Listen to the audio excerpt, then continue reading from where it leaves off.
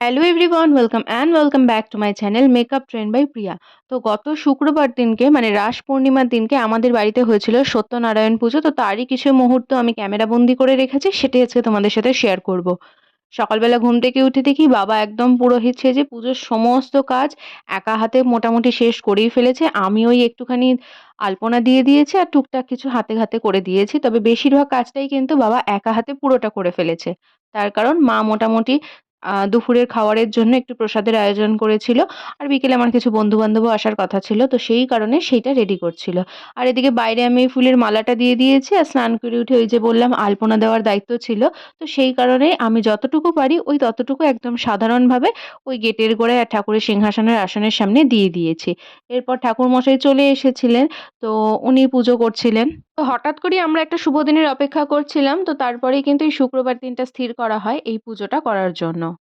ঠাকুরমশাইয়ের ওই ১০টার দিকে আসার কথা ছিল। তো আমাদের সমস্ত কিছু গোছাতে এবং ঠাকুরমশাইয়ের আসতে কিন্তু প্রায় ১০:৩০ মতন বেজেই গিয়েছিল এবং ঠাকুরমশাইকে এসে কিন্তু একটু অপেক্ষা করতে হয়নি।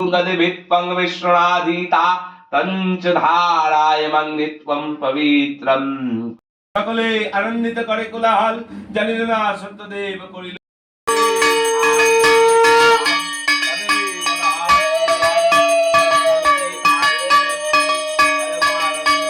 প্রসাদ লইল সবে জোর করি পানি প্রসাদ পতিলে ফেলে সদুর নন্দিনী পরিবার মঙ্গলার্থায় সুস্থ শরীর ধারণ নিমিত্ত কাম সকল ব্যাধি নাশায়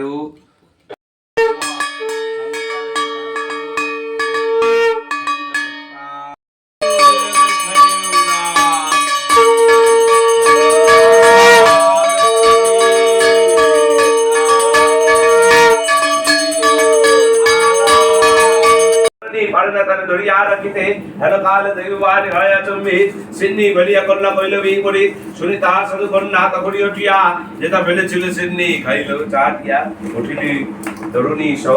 তারপরে আমরা সবাই অঞ্জলি দিলাম আর বাবা এদিকে সেই সময় ওই ওপরে চেরি ফল দিচ্ছিল, মানে সিন্নির যে প্রসাদটা সেইটা বাবা রেডি রাখছিল। তো তারপরে পুজো হয়ে যাওয়ার পরে কিন্তু আমরা সবাই ঠাকুরকে কিছুক্ষণ খাওয়ারের জন্য অপেক্ষা করলাম। তারপর সমস্ত কিছু হয়ে যাওয়ার পরে আমরা প্রসাদগুলো সমস্ত একে প্রত্যেকটা পাতায় রেডি করে নিলাম। তার কারণ প্রত্যেকটা পাড়ায় এবার বাড়িতে একটু দিয়ে আসবো প্রসাদ। আর এদিকে এই দেখো পোলাওয়ের জলটা শোকাচ্ছে আর এদিকে করেছিল হচ্ছে আলুর দম। তারপর বাবা সিন্নিটা মাখলো আর এদিকে মা রেডি করে দিচ্ছিল আমি দিতে যাব বলে। এদিকে দিদা আর কাকিমাও চলে এসেছিল। তো দিদা আর কাকিমা ঘরে বসে গল্প করছিল, সেই ফাঁকে আমি একটু প্রসাদগুলো দিয়ে এলাম মায়ের সঙ্গে হাতে। না হলে মোটামুটি ১০-১২টা বাড়ি ছিল, অনেকটা সময় লেগে যেত আর এদিকে সবাই বসেও ছিল, কথা বলতে পারছিলাম না। তো এই তো মোটামুটি আজকের দিনটা আমাদের এইভাবেই কাটলো আর এই ছিল আমার আলপনা জানিও কেমন লাগলো। আর বিকেলে এসেছিল আমার এই কজন বন্ধু বান্ধব। So that's it for today, tata.